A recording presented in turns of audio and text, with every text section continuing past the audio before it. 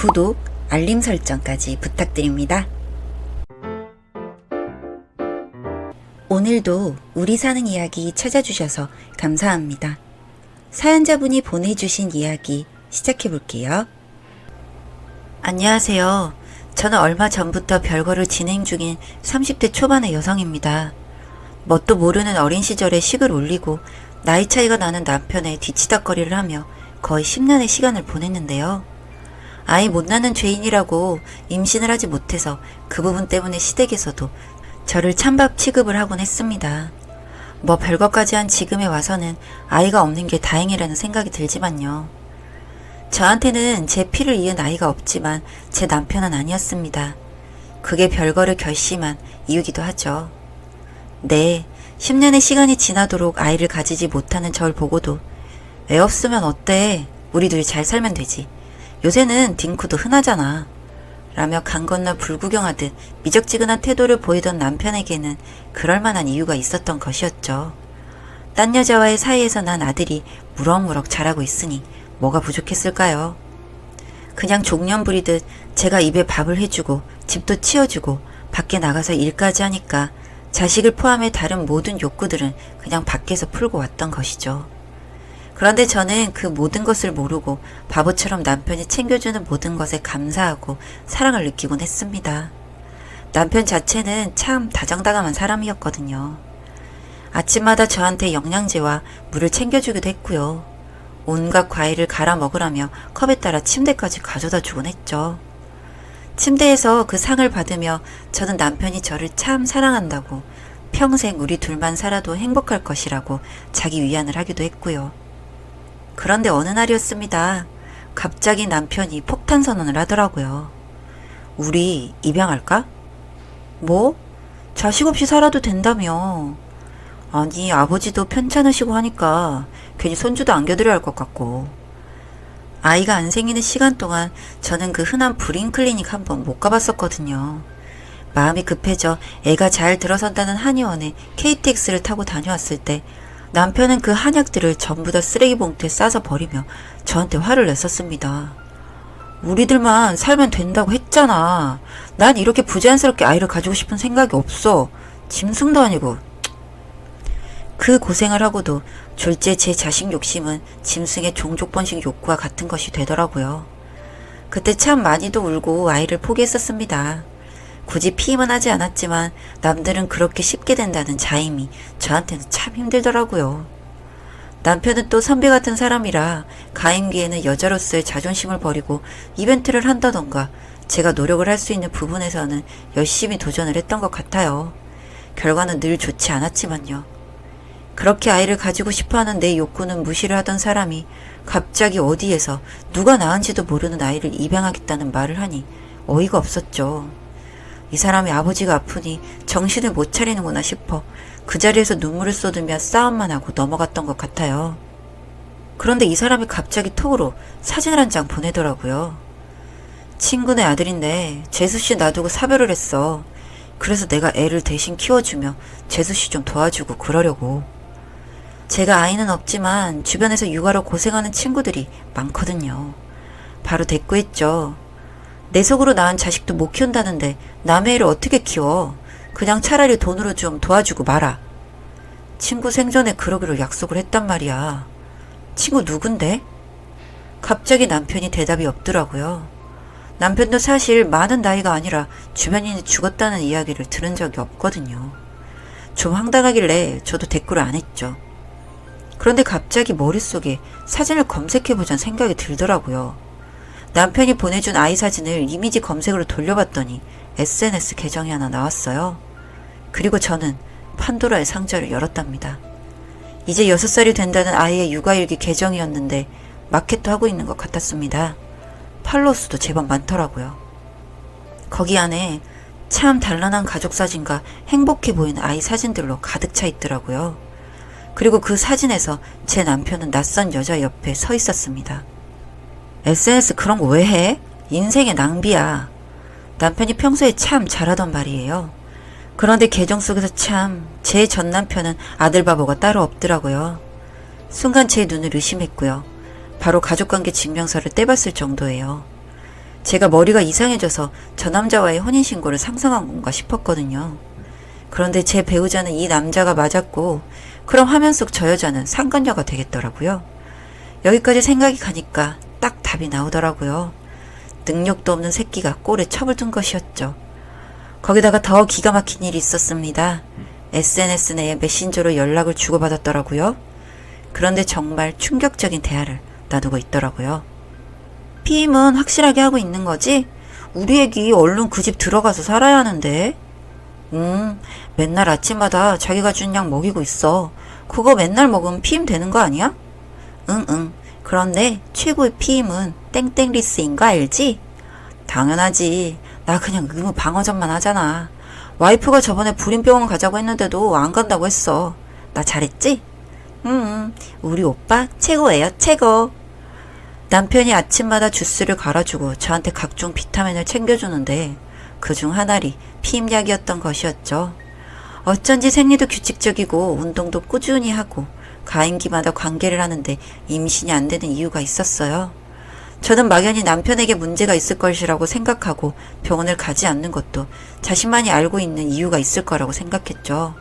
그렇게 화를 낸 것도 남자로서의 자존심이 상해서일 거라고 넘겨짚고 있었거든요. 저도 참 바보 같은 게 여기서 정보 수집을 했어야 했는데 바로 SNS 계정을 다 정독하고 그 아이가 다니는 어린이집으로 찾아갔습니다. 그 여자가 진짜 SNS 중독 수준이더라고요. 계정을 정독하니 다니는 동네부터 시작해서 아이가 다니는 어린이집까지 전부 정보가 있더라고요. 남편이랑은 주말 부부라는 설정인 것 같았는데 정말 상간녀가 간도 크다 싶었죠. 그렇게 어린이집 앞에서 잠복을 하고 있다가 아이가 나오기 전 선생님이랑 인사하는 순간에 머리채를 잡았습니다. 그리고 크게 소리를 질렀죠. 어디서 이 미친년이 남의 남자랑 겁도 없이 애를 낳아서 키워? 남들 다 듣게 보란듯이 크게 소리를 질렀어요. 이 여자가 참 몸이 가녀리고 그렇더라고요. 남편의 취향인가 싶어서 더 화가 났죠. 저랑 닮아 보이는 그 모습이 더 더럽고 역겨워서 토할 것 같았습니다. 다행히도 어린이집 선생님들이 아이를 데리고 나오진 않더라고요. 저도 애한테 이런 모습을 보여주긴 쉽진 않았거든요. 개라고 상간녀와 쓰레기의 사이에서 태어나고 싶었겠어요? 그렇게 뺨을 대차게 몇 번 날렸더니 어안이 벙벙한 채로 여자의 뺨이 붉게 부어올랐어요. 입술이 터졌는데도 무슨 일을 겪고 있는 건지 모르는 것 같더라고요. 누군가가 경찰에 신고한 모양이었는데 그렇게 그 여자 머리채를 경찰이 떼어놓기 전까지는 쥐고 있었던 것 같아요. 머리털이 한 움큼 빠졌는데 내가 이대로 콩밥을 먹는데도 괜찮다는 생각이 들 정도였죠. 파출소에 그 여자랑 나란히 앉아있다 보니 자연히 진술을 하게 되잖아요. 그런데 제 의심이 다 들어맞더라고요. 이 여자는 남편은 남편이라고도 못 부르고 이름을 이야기하며 떠듬떠듬 진술을 하더라고요. 저는 당당하게 말했습니다. 제가 결혼한 지 10년이 돼가는데 아이가 없거든요. 그런데 이 여자랑 애를 낳아서 어린이집을 가도록 키우고 있었고요. 이 여자랑 작당해서 저한테 피임약을 먹였다고 하네요. 그래서 몇 대 때렸습니다. 감정을 이기지 못해서 죄송합니다. 그리고 그 여자가 쫄쫄 울고 있는 옆에서 보호자로 남편을 불렀죠. 그 여자를 후려팰 때 그 잘난 스마트폰도 던져서 아주 작사를 내버렸거든요. SNS 메신저를 못 쓰니 남편은 뭣도 모르고 그냥 파출소로 와서 깜짝 놀라더라고요. 은주야. 아이고 그래도 천년보다 와이프 이름부터 부르네. 아주 감동이다 감동이야.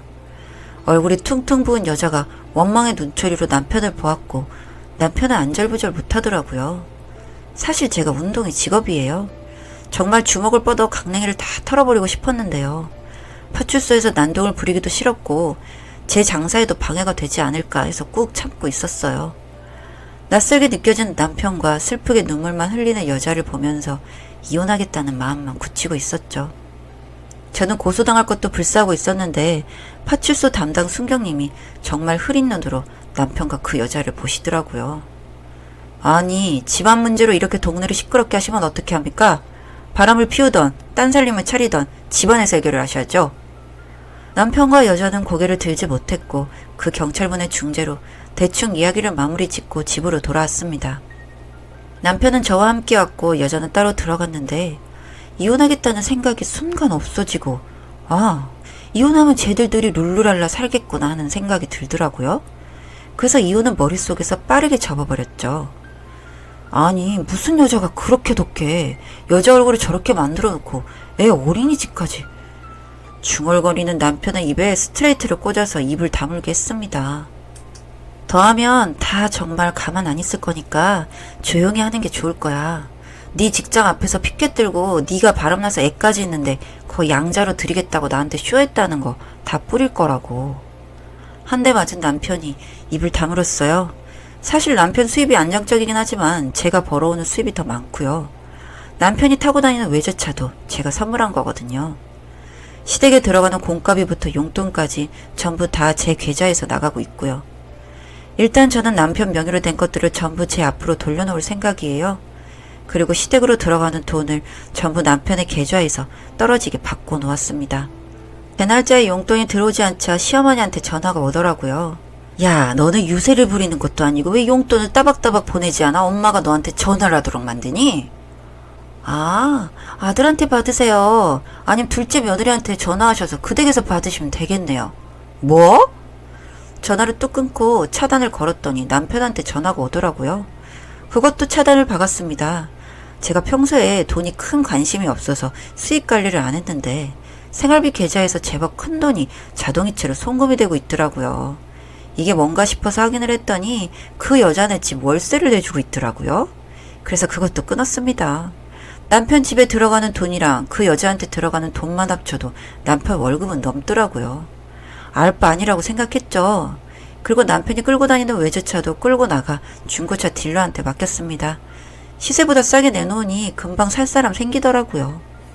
명의가 저라서요. 이것도 팔았습니다. 제법 큰 돈이 생기니 기분이 좋아지더라고요. 그래서 백화점 매장에 나가서 가방이나 하나 질렀네요. 남편은 초반부에 집에 좀 기어 들어오다가 어느 순간 들어오지 않더라고요. 그래서 장문으로 남편에게 너 안 들어올 거냐고, 별거 하는 거냐고 징징대는 문자를 보냈어요. 이혼 소송 시 집 나간 사람이 불리하더라고요. 그리고 이 문자도 증거로 갖고 있기로 했죠. 솔직히 이 사람이 배떼지가 불러서 알콩달콩 두 번째 살림을 차린 것 같아서요. 입으로 들어오는 밥이 없어도 행복할 수 있는지 한번 알아볼 생각입니다. 별거 중이지만 셋이서 한번 잘 살아보라고 하죠. 그리고 저는 이혼 생각이 없어서 소송 비용도 들겠네요. 그 사람들한테는. 저는 변호사 끼고 최대한 이혼해주지 않을 생각이고요. 이혼을 진행할 경우엔 가져올 수 있는 최대한을 가져올 생각이에요. 앞으로 어떻게 되는지 보고 후기도 남겨보겠습니다. 씁쓸하지만 오랜만에 느껴보는 자유가 좀 행복하기도 하고 그렇네요. 사연은 여기까지였고요. 우리 사는 이야기 시청해주셔서 감사합니다.